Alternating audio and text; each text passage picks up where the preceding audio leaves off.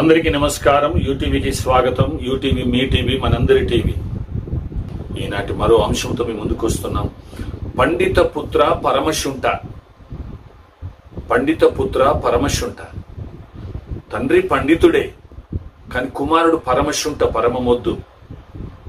ఎందుకని? పండితుడు అంటే మహాజ్ఞానం కలిగిన వాడు బయట పాండిత్యమే గాని జ్ఞానాన్నే గాని ప్రదర్శించి మరలా వచ్చి ఇంటికొచ్చి పాండిత్యాన్ని మరలా చూసుకుంటున్నాడు. అనేక గ్రంథాలు గాని, వివిధ రకాలైనటువంటి గ్రంథాలు గాని వాటిని పరిశీలిస్తూ ఉన్నాడు. కానీ తన సహచరిని భార్య ఉంది కదా, ఆమె ప్రెగ్నెంట్, గర్భిణీ స్త్రీ. అరే, ప్రక్కింటి వాళ్ళు భార్యను బయటికి తీసుకెళ్తున్నాడు, షికార్లకు, సినిమాలకు, లేకపోతే బయట వివిధ భక్తి భావనలకు తీసుకొస్తున్నాడు. చక్కగా కారులోను బండి మీద తీసుకెళ్తున్నాడు. ఈ స్త్రీని ఈ పండితుడు లేకపోతే ఈ జ్ఞానవంతుడు ఎప్పుడు జ్ఞానాన్ని వల్లించుకుంటూ, జ్ఞానాన్ని పరిశీలిస్తూ, పాండిత్యాన్ని పరిశీలించుకుంటూ తనను తానే చూసుకుంటున్నాడు. అప్పుడు గర్భిణీ స్త్రీకి ఏమనిపించిందనంటే, ఈ పాండిత్యం ఎందుకు, ఈ జ్ఞానం ఎందుకు అని తనలో ఆ పాండిత్యం మీద అసహ్యం పుట్టింది. ఆ గర్భిణీ స్త్రీకి అసహ్యించుకుంటుంది. పాండిత్యం మీద, జ్ఞానం మీద, వాటన్నిటి మీద, ఆ పండితుని యొక్క భావాలపైన అసహ్యం పుట్టింది. ఎందుకంటే ఏం పండిత్యం ఉంటే, ఎంత పండిత్యం ఉంటే మాకేంది, నన్ను సంతోష పెట్టడం లేదు, నన్ను తీసుకెళ్లడం లేదు, సినిమాలకు తీసుకెళ్లడం లేదు, షికార్లకు తీసుకెళ్లడం లేదు అని ఈ రకంగా స్త్రీ ఆలోచించడం వలన స్త్రీ గర్భంలో ఉన్నటువంటి ఆ కుమారునికి పాండిత్యం మీద ఆసక్తి కలుగుతలేదు, జ్ఞానం అనేటువంటిది ఆశ కలగడం లేదు.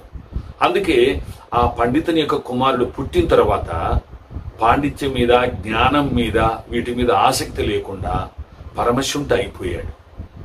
కాబట్టి పండిత పుత్ర పరమశుంఠ అంటే పాండిత్యమే కాదు, మంచి స్కిల్స్ ఉన్నటువంటి పేరెంట్స్ కు కొన్నిసార్లు స్కిల్లెస్ గా పుడుతూ ఉంటారు. కారణం ఏంటంటే స్కిల్స్ వాళ్ళు చేస్తుంటారు, కానీ దాని మీద ఆ గర్భిణీ స్త్రీ, తన భార్య ఆసక్తి చూపకపోవడం, లేక ఈ పండితుడు లాని లేకపోతే ఈ స్కిల్ ఫుల్ మనిషి తన భార్యను ఆదరించకపోవడం, మంచి పోకపోవడం, ఆ స్కిల్ మీద కావలసినటువంటి ఆ పటుత్వాన్ని తన భార్యకు చెప్పకపోవడము, ఇవన్నిటి వల్ల ఆ గర్భిణీ స్త్రీలకు వీటి మీద మరి ఒక విరక్తి వచ్చేస్తుంది.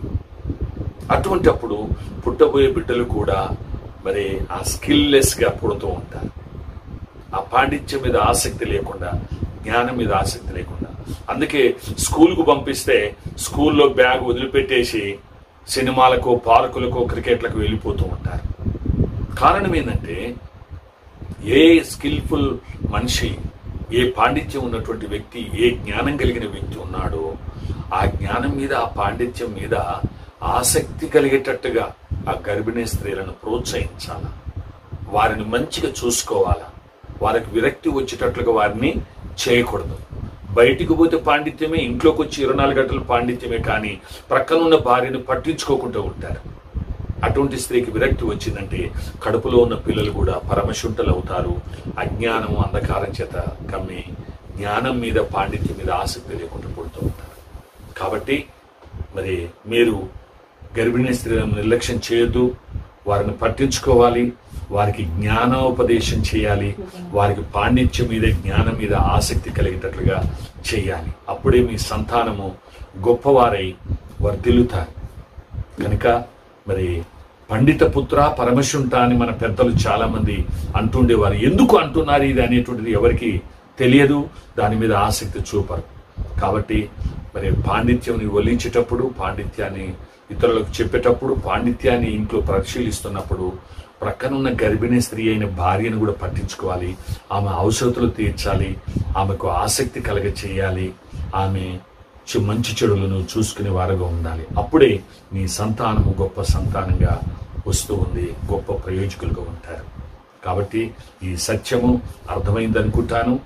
పాండిత్యం మీద మరి గర్భిణీ స్త్రీలకు ఆసక్తిని కలిగచేయాలి, అప్పుడే మంచి సంతానం పొందుకుంటారు. అలాంటి సత్యము మీ కుటుంబాలలో నెరవేరును గాక.